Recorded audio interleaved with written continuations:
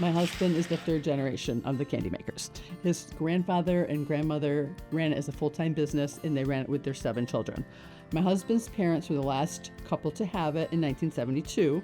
My husband grew up doing that from the age of 12, and in 1977, when he was 21 years old, he was working at Carrier and thinking, do I want to be on this assembly line for life, or do I want to do the candy? He always wanted to do the candy. Got together $500 and reopened it. Ribbon candy, candy canes, peanut brittle, making those things definitely, there's just nuances to it, like learning how to pull out the ribbon candy and make it the right thickness, the right width, just controlling that whole blob.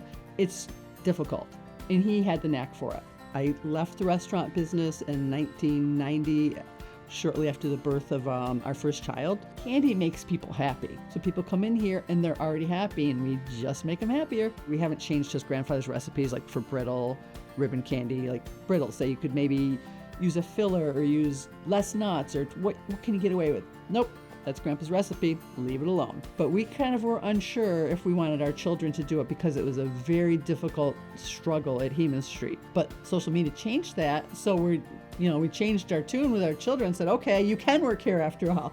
And so the 4th generation, we are teaching it to them. Well, our son made us a YouTube channel in 2017, and it started really growing, and we started getting busy and getting lots of orders. So then we really ran out of room. So we started looking for a new place. 2018, we moved here, West Manlius Street. So this was the 3rd time Hercules Candies was on West Manlius Street. A lot of people will fold us into a trip. They want to come in and they want to smell it.